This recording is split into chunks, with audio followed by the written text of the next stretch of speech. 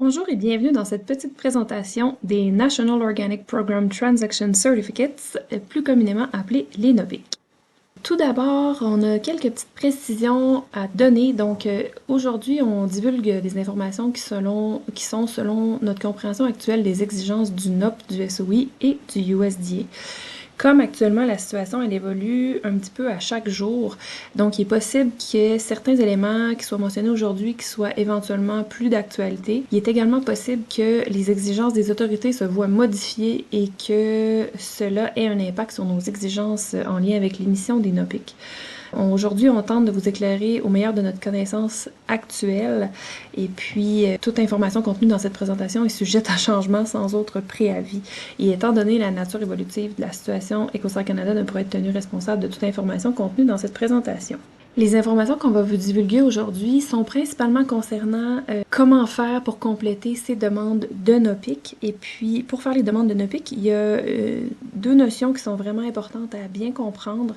Donc, la notion de vrac et la notion de produits emballés, scellés, étiquetés. Donc, c'est principalement ces deux facteurs-là qui vont déterminer la durée de validité des NOPIC. Et puis, c'est bien important que vous compreniez quelle est la différence entre le vrac et les produits emballés, étiquetés et scellés.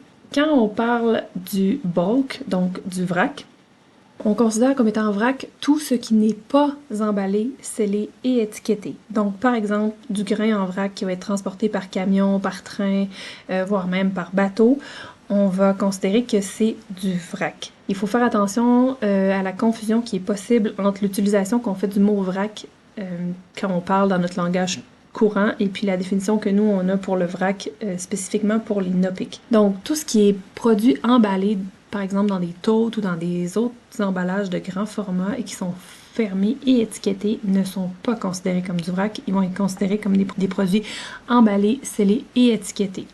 Donc, par exemple, des barils de sirop d'érable vrac, qu'on appelle vrac, ce n'est pas considéré du vrac dans le cadre des NOPIC, ça va être considéré comme un produit qui est emballé, scellé et étiqueté puisque les barils sont étiquetés. Même chose pour, par exemple, des tote bags de noix ou de grains qui sont fermés et étiquetés. On ne considère pas que c'est du vrac. Donc, attention à cette notion-ci.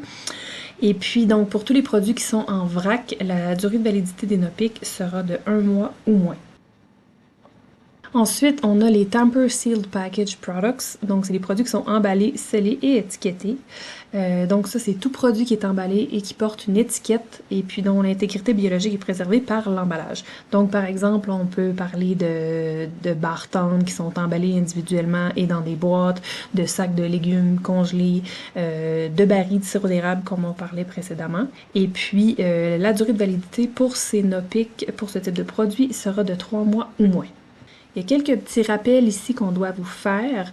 Donc, il est nécessaire d'avoir un NOPIC par produit, par HTS code, par final handler, par importateur.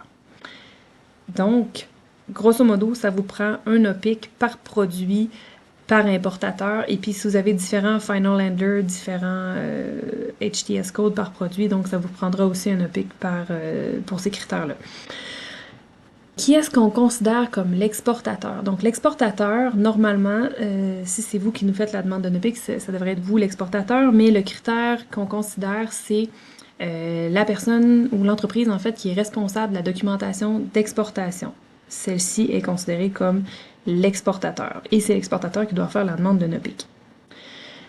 Le final handler, donc ça c'est la dernière entreprise qui est en charge des produits avant son exportation aux États-Unis.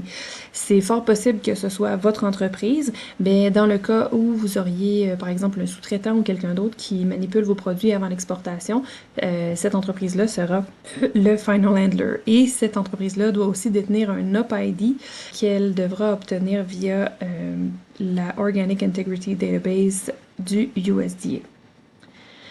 Ensuite, quand on est de l'autre côté de la frontière aux États-Unis, on a les importateurs. Donc, l'importateur, qu'est-ce que c'est? Donc, c'est l'entreprise qui est responsable des papiers d'importation aux États-Unis. Et cette entreprise-là doit être certifiée NOP. Ensuite, petit rappel concernant le plan de préservation de l'intégrité biologique. Ce plan-là vous a été transmis par courriel au mois de janvier. Et puis, on avait demandé à ce qu'il soit complété avant le 25 janvier et le cas échéant, qu'il soit disponible pour l'audit pré-NOPIC qui sont réalisés par nos inspecteurs en ce moment. Et ensuite, on parle aussi d'audit pré-NOPIC. Donc, la réalisation de cet audit-là est nécessaire avant qu'on puisse émettre les premiers NOPIC. Ensuite, dans le but de faciliter le travail de notre équipe, on vous demande de nous envoyer vos demandes de NOPIC le plus tôt possible, complétées avec soin et au maximum le 9 mars 2024. Comme ça va faciliter le travail de nos équipes et puis ça va aussi permettre de nous assurer qu'on puisse émettre les NOPIC pour tout le monde avant le 19 mars. Comme ça, toutes les entreprises pourront continuer d'exporter de façon fluide vers les États-Unis. Donc, on vous remercie d'avance pour votre collaboration. Et puis, ensuite, on va passer à la prochaine étape qui est la présentation du formulaire de demande de NOPIC. Donc, maintenant, on vous présente le formulaire de demande de NOPIC. Premier élément qui est important, c'est qu'en fait, on a deux onglets. On a l'onglet concernant l'exportateur et puis l'onglet concernant l'importateur. Autre chose qui est importante à savoir, c'est qu'on a mis les définitions pour chacune des sections. On a mis des informations ici en encadré gris. Donc ça vous sera vraiment utile pour compléter les deux onglets. Donc ici aussi, même chose. Et ici aussi. Donc on a vraiment mis les précisions exactes pour chaque section. Donc si jamais vous avez des questions, vous pouvez toujours référer à ces sections-là parce qu'elles contiennent toutes les explications nécessaires. Donc, ici, première section, vos informations clients. Donc, votre nom d'exportateur. Donc, ici, normalement, on va inscrire le nom de votre entreprise tel qu'il apparaît sur votre certificat biologique. On vient vérifier ici, donc c'est vraiment ça qui est indiqué. Ensuite, votre NOP ID d'exportateur certifié. Normalement, on a généré les dossiers de chacun des exportateurs qui sont nos clients, on les a créés dans le OID, donc vous devriez déjà avoir en main votre numéro, votre NOP ID. Si jamais vous ne le trouvez pas, vous pouvez venir ici cliquer et puis ça vous donnera accès à la base de données du OID. Et ça vous permet de chercher aussi, par exemple, pour votre Final Handler ou pour votre importateur, vous pourriez le trouver dans cette base-là. Donc ici, on arrive sur la page. Vous pourriez faire une recherche par nom ici. Vous pourriez aussi faire une recherche avancée par ici ou faire une recherche par certificateur. Donc si jamais vous cherchez, vous connaissez le certificateur de votre Final Handler ou peu importe, vous pouvez venir le rechercher ici. Alors, si on retourne ici, ensuite, dans cette petite section, on doit indiquer, en fait, vous devez indiquer selon quelle norme vous êtes certifié. Donc, normalement, ça sera certifié sous le corps, qui est la norme biologique canadienne. Ensuite, si jamais il y a quelqu'un en particulier qui s'occupe en fait, au sein de votre entreprise que vous voudriez mettre comme responsable des NOPIC, qui serait la personne ressource qu'on peut contacter, vous pourriez indiquer ses coordonnées ici. Ensuite, ici, on a la section période de validité. Donc, comme je vous expliquais plus tôt, c'est vraiment important de bien comprendre quelle est la différence entre les produits vrac et les produits emballés, scellés et étiquetés. C'est ce qui va venir déterminer quelle est la durée de validité de vos NOPIC. Donc, par exemple, si on prend le cas de figure d'une entreprise qui achète des grains, qui revend des grains, et puis qui les store entre-temps sur place dans des silos qui lui appartiennent. Donc, c'est considéré comme étant du vrac. Donc, la période de validité serait d'1 mois.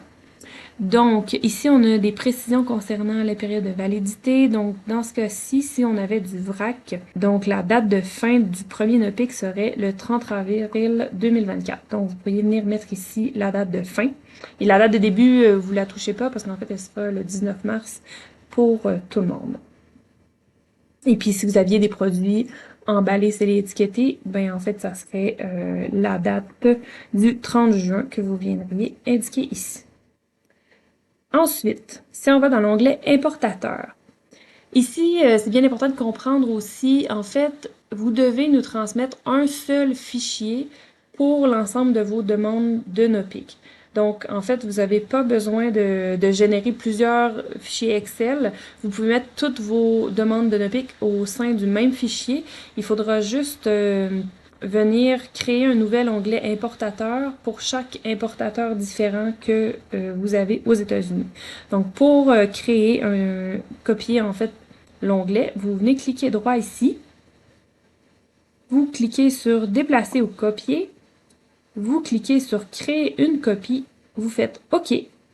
Et puis, vous auriez un deuxième onglet importateur. Donc, si par exemple, je sais pas, vous êtes une entreprise qui fait des confitures de fruits, par exemple, voilà, et puis vous exportez à 3 importateurs différents aux États-Unis, ben vous viendriez créer ici 3 onglets importateurs dans lesquels vous allez détailler les informations ainsi que la liste de produits que vous envoyez chez cet importateur.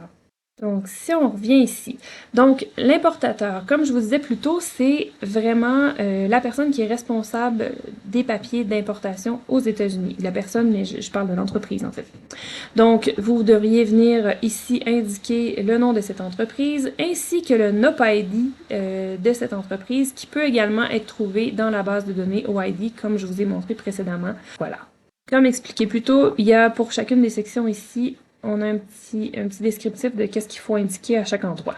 Aussi, juste pour revenir ici au niveau de l'importateur, dans le OID, il y a certaines entreprises qui ont plusieurs sites d'exploitation, donc il faudra faire attention de bien sélectionner la bonne entreprise avec la bonne adresse et puis le bon NOP-ID pour indiquer ici.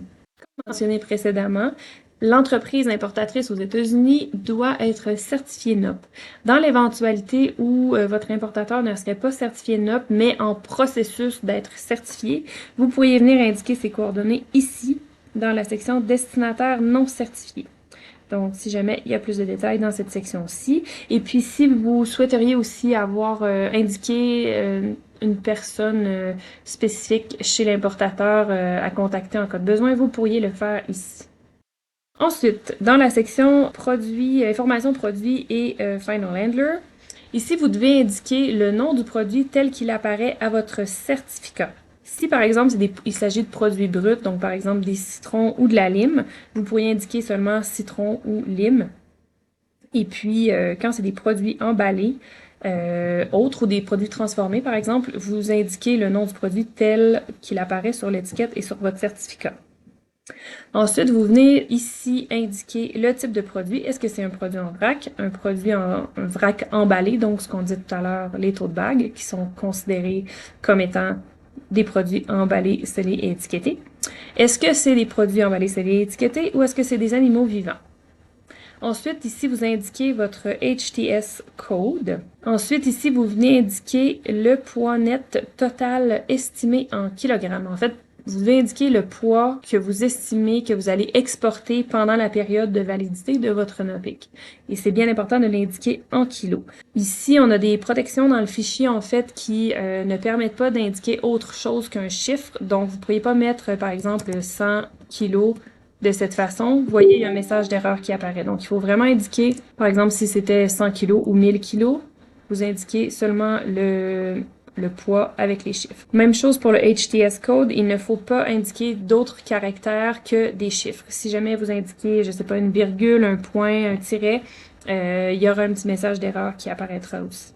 Ensuite, ici, le gestionnaire final, on parle du Final Handler. Est-ce que la dernière personne qui est responsable physiquement des produits avant leur départ vers les États-Unis, est-ce que c'est votre entreprise ou est-ce que c'est une autre?